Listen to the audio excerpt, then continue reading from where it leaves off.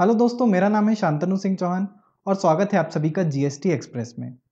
दोस्तों, पिछले कुछ दिनों से सोशल मीडिया में कुछ पोस्ट वायरल हो रही हैं जिसमें कि एक जीएसटी की अथॉरिटी ने ऑर्डर पास किया है कि रोटी पर जीएसटी 5% लगेगा, लेकिन पराठों पर 18% जीएसटी लगेगा। तो जानते हैं इसकी असलियत को जीएसटी एक्सप्रेस के इस वीडियो में।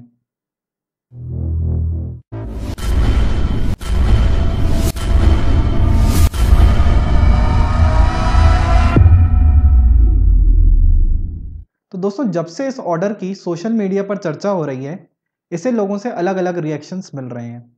कुछ लोगों को तो ये भी लग रहा है कि अगर वो अपने फेवरेट रेस्टोरेंट में पराठे का ऑर्डर देंगे तो उस पर 5% की बजाय 18% जीएसटी पे करना होगा।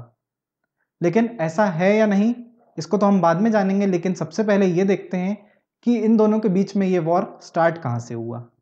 तो कर्नाटक की एक कंपनी ने जीएसटी की एडवांस रूलिंग अथॉरिटी, फिलहाल हम इसे जीएसटी की अथॉरिटी ही बोलते हैं, तो एक कंपनी जो कि कर्नाटक में बेस्ड है, उसने जीएसटी की अथॉरिटी के सामने एप्लीकेशन दिया कि उसके एक पर्टिकुलर प्रोडक्ट पर जीएसटी 5% लगना चाहिए या नहीं। अब ये प्रोडक्ट क्या था, इसके बारे में तो हम बाद में जानेंगे।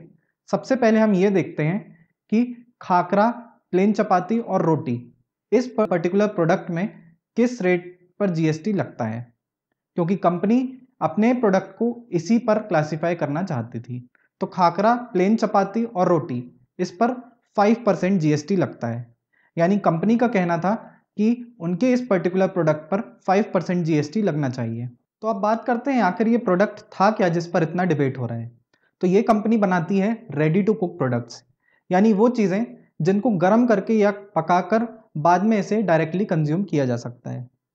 अब लेकिन ये वाली चीज़ें रेडी टू ईट, यानी जो हमें रेस्टोरेंट्स में चीज़ें मिलती हैं उससे अलग है, क्योंकि रेस्टोरेंट्स में मिलने वाली चीज़ों को हम डायरेक्टली कंज्यूम कर सकते हैं, लेकिन रेडी टू कुक प्रोडक्ट्स को हम पहले पकाएंगे और फिर उसके बाद ही इसे कंज्यूम किया जा सकता है। तो ये कंपनी बनाती है होल व्हीट परोठा या मालाबार परोठा का ready to cook product. Khakhra, plain chapati और रोटी पर 5% जीएसटी लगता है और कंपनी का भी मानना था कि क्योंकि इनका प्रोडक्ट इसी के जैसा है इसलिए इस पर 5% जीएसटी लगाना चाहिए। लेकिन अथॉरिटी का मानना था कि कुक्ड प्रोडक्ट्स, यानी वो चीज़ें जिन्हें डायरेक्टली कंज्यूम किया जा सकता है, उससे रेडी टू कुक प्रोडक्ट्स अलग होते हैं, इसलिए इस पर 5% जीएसटी रोटी का नहीं लगाया जा सकता है। तो आप लोग अब ये समझ गए होंगे कि इस कंपनी द्वारा बनाया जाने वाला होल व्हीट परोठा या मालाबार परोठा रेस्टोरेंट में मिलने वाले स्नैक्स से अलग है, क्योंकि ये रेडी टू कुक है और रेस्टोरेंट्स में मिलने वाले होते हैं रेडी टू ईट, इसलिए इस पर 18% जीएसटी लगाया जा रहा है।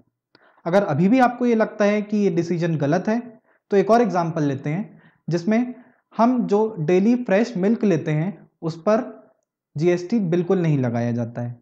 लेकिन अगर हम बात करें कंडेंस्ड मिल्क की, तो कंडेंस्ड मिल्क पर 12% जीएसटी चार्ज होता है। तो आप वहाँ पर ध्यान मत दीजिए और चाहे तो आप अपने फेवरेट रेस्टोरेंट में पराठा ऑर्डर कर सकते हैं, क्योंकि इस पर 18% जीएसटी नहीं लगेगा। फिलहाल इस पर जीएसटी 5% ही है। अगर ये वीडियो आपको पसंद आया है तो इसे लाइक कीजिए और कमेंट सेक्शन में अपने व्यूज़ हमें ज़रूर दीजिए, और जीएसटी की बाकी अपडेट्स के लिए भी चैनल को सब्सक्राइब करना ना भूलें।